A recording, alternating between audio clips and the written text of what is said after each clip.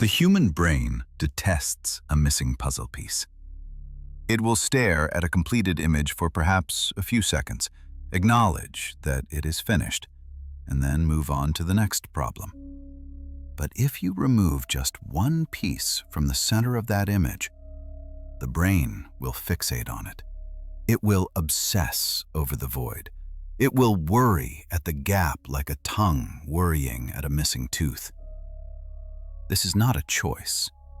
It is a biological imperative. Your mind is designed to solve problems, and once a problem is solved, it is discarded. Once a task is finished, it is archived and forgotten. This mechanism is what keeps you alive and productive. But in the realm of modern relationships, it is the primary reason why you are being forgotten. You have likely been taught that clarity is kindness.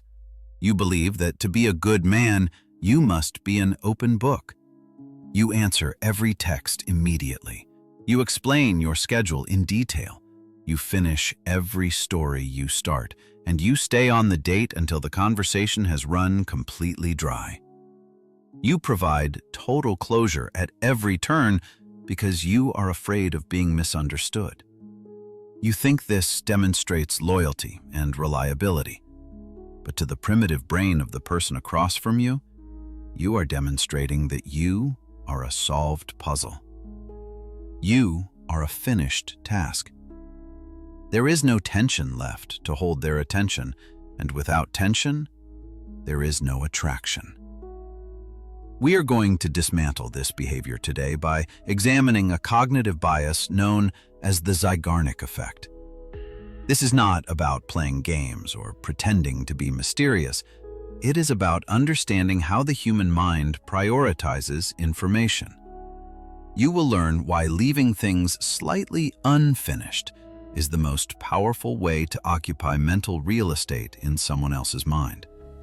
You will learn why silence is often more magnetic than the most eloquent speech, and why the man who leaves the room first is the one who is remembered longest. You are currently operating under the false assumption that your presence creates value. The reality is that your absence, when properly framed, is what creates obsession. To understand why you fail to retain interest, we must look at a coffee shop in Vienna in the 1920s. A psychologist named Zeigarnik noticed something peculiar about the waiters. They could remember complex orders for a dozen tables without writing anything down. They knew exactly who ordered the espresso and who ordered the strudel. However, the moment the bill was paid and the customers left, the waiters instantly forgot the information. If you asked them 5 minutes later what table 4 had ordered, they could not tell you. The task was complete. The loop was closed. The brain flushed the data because it was no longer necessary for survival or performance. This observation led to the formulation of the Zeigarnik Effect, which states that people remember uncompleted or interrupted tasks better than completed ones. An unfinished task creates a state of cognitive tension. It remains active in your working memory, periodically pinging your consciousness to remind you that it needs resolution. This is why you binge-watch television series. The writers are masters of this psychological principle. They never end an episode with total resolution. They end with a cliffhanger. They open a loop that your brain is desperate to close, compelling you to watch the next hour of content just to relieve the tension. Now apply this to your dating life and your social dynamics. Most men are actively trying to be the season finale. They want to provide a sense of completion. They send the good night text to wrap up the day perfectly. They answer every question fully to ensure there is no ambiguity. They stay at the party until the lights come on. They are the paid bill. They are the completed order. And just like the waiters in Vienna, the object of their affection forgets them the moment they are out of sight, because there is nothing left to process. There is no cognitive tension to keep the file open in her mind. If If you want to be remembered, you must become an open loop. You must become the task that is not quite finished. This requires a fundamental shift in how you view communication. You are likely driven by a hidden anxiety that says if you do not explain yourself, she will leave. You fear that if you do not provide closure, she will think you are uninterested. This anxiety drives you to over-explain and over-commit. You must realize that this anxiety is lying to you. The most captivating people are those who are comfortable with ambiguity. They do not need to dot every I and cross every T. They are comfortable leaving a sentence hanging in the air. Let us look at how this applies to conversation. The average man waits for a lull in the conversation to leave. He waits until the energy has dipped, until both parties are looking at their phones or struggling for a new topic. And then he says goodbye. This is a fatal error. By leaving at the bottom of the energy curve, you associate your departure with boredom and relief. The memory of you is tainted by that final awkwardness. The master of the Zeigarnik Effect does the opposite. He leaves at the peak. He waits until the laughter is loudest, until the connection is deepest, until the story is most interesting, and then he checks his watch. He says he has to go while the iron is hot. This feels counterintuitive. Your instinct is to stay and milk the good moment for as long as possible. But by leaving at the peak, you sever the interaction while the dopamine is still flowing. You create an interrupted task. The brain is stuck in that moment of high energy, and because the interaction was cut short, she is left with a surplus of enthusiasm that has nowhere to go. That energy turns into anticipation for the next meeting. She will replay the conversation in her head, wondering what would have happened if you stayed. You have successfully installed an open loop in her mind. This dynamic is equally powerful in the digital realm. Texting is often where attraction goes to die because men treat it like a transactional exchange that must be balanced at all times. If she sends a message, you feel a compulsion to reply immediately and fully. You engage in ping-pong conversation until one of you falls asleep or gets bored. This kills mystery. To utilize the Zeigarnik Effect, you must become comfortable with the unfinished conversation. You do not need to announce that you are going to sleep. You do not need to say, "Talk to you later," every time you put your phone down. Sometimes, you simply stop. You read the message, and you go about your life. You reply 3 hours later or the next morning. There is no hostility in this. It is simply the behavior of a man who is not glued to his device. During that silence, the loop is open. She is waiting for the resolution. She is wondering what you are doing. The text bubble is a "to be continued" sign. If you always provide a formal sign-off, you are closing the loop for her. You are letting her brain archive you. By removing the formal goodbye, you keep the channel of communication psychologically open, even when no words are being exchanged. Consider the narrative arc of your own life. When you are on a date, do you reveal your entire history in the first hour? Do you lay out all your trauma, your dreams, and your fears before the appetizers arrive? This is a common symptom of validation addiction. You want to be known so badly that you vomit your entire personality onto the table. You leave no questions to be asked. A man with a cold mind understands the power of the slow reveal. He drops hints of a story, but doesn't finish it. He mentions a past experience, but moves on before giving all the details. He might say, "That reminds me of the time I was living in Tokyo." But that is a story for another time. He has just created a hook. He has placed a puzzle piece on the table and then covered it up. Her brain will latch on to that missing information. She will ask about it later. She will think about it when you are apart. You are giving her a reason to pursue you, a reason to seek more information. If you give everything away for free, there is no value in the discovery. You must view your life as a library of volumes, not a single pamphlet handed out on the street corner. This philosophy extends to your availability and your future plans. The anxious man wants to lock down the next date immediately. He wants a guarantee. He asks, "When can I see you again?" before the current date is even over.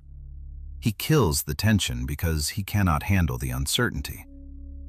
The high-value man is vague, not because he is playing a game, but because his time is a fluctuating asset.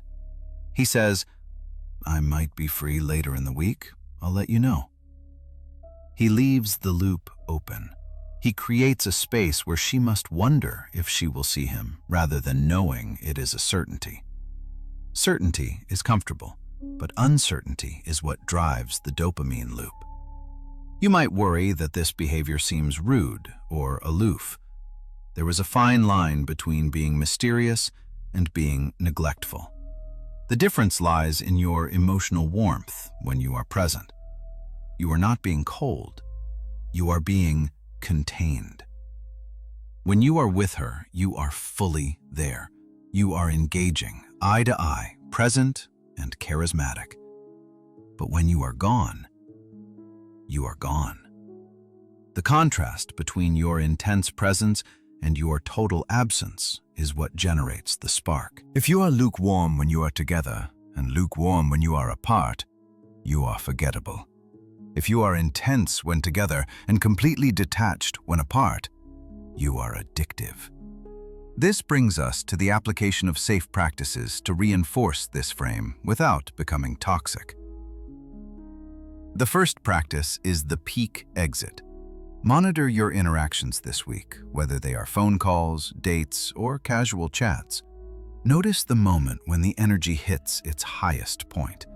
It might be a great joke, a shared insight, or a moment of strong connection. Force yourself to end the interaction within 5 minutes of that peak. Do not let it drag on until it flatlines. Say you have work to do. Say you have a gym session, or simply say it was great seeing her and leave. It will feel uncomfortable at first, but observe the reaction. Observe how much more eager people are to see you next time. The second practice is the narrative gap. In your next conversation, introduce a topic or a story, but do not conclude it.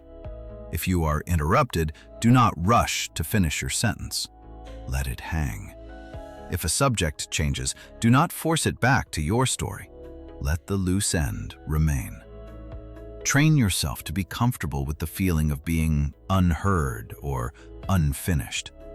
The weak man needs to be heard immediately because he fears he does not matter. The strong man knows his story is valuable enough to wait. By holding back the conclusion, you train those around you to listen more closely when you do speak. The third practice involves your digital discipline.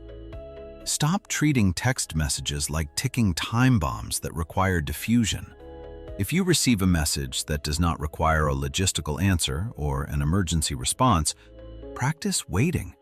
Do not open it immediately. If you do open it, do not feel compelled to type a response right away.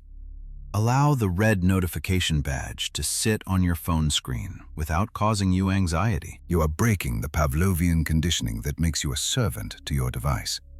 By delaying your closure of the digital loop, you not only increase your perceived value to others, but you also reclaim your own mental focus. It is important to address the myth that this behavior is manipulative. Some will say that you should just be yourself, and that the right person will love you even if you are boring and predictable. This is a comforting lie. Biology does not care about your moral stance on transparency. The human brain has evolved to filter out static noise and focus on changing signals. If you are static noise, always there, always the same, always finished, you will be filtered out. This is not about being fake.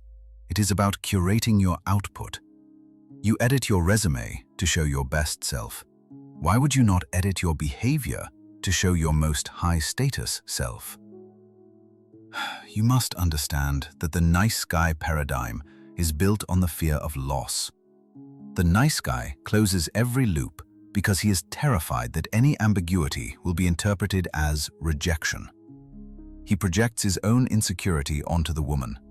He thinks, if I don't say goodnight, she will think I hate her. He is wrong. She will think he is asleep. She will think he is busy. She will think he has a life outside of her validation. By refusing to close the loop, you are actually signaling confidence. You are signaling that you trust the connection enough to let it breathe. Consider the difference between a movie trailer and a documentary. A documentary gives you all the facts, all the data, and leaves you feeling educated, but often ready to sleep.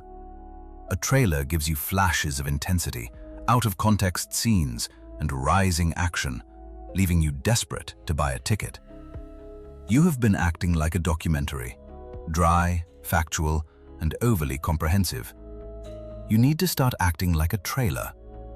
Give them the emotional spike, give them the glimpse of value, and then cut to black before they have figured out the whole plot. The Zeigarnik Effect is a tool. Like any tool, it can be used to build or to destroy. We are using it to build attraction and respect. We are using it to break the cycle of validation addiction where you feel you must perform constantly to be loved. When you stop trying to complete every interaction, you free yourself from the burden of performance. You realize that you are enough even when you are silent. You realize that your presence is impactful enough that you do not need to double text to remind people you exist. Ultimately, this comes down to a shift in your locus of control. The man who needs closure is externally focused. He needs the world to make sense so he can feel safe. The man who creates open loops is internally focused. He knows who he is, and he is comfortable letting the world wonder about him. He controls the flow of information. He controls the timing of his exits. He is the author of the story, not the audience. So, the next time you feel the urge to send that final text to wrap things up, or the urge to explain exactly where you are going and when you will be back, stop. Let the silence sit. Let the question hang in the air. Watch as the people around you lean in, trying to close the gap that you have created. Watch as they work for your attention, rather than you working for theirs. You have spent your life trying to be the solution to everyone's puzzle. It is time you started being the puzzle itself.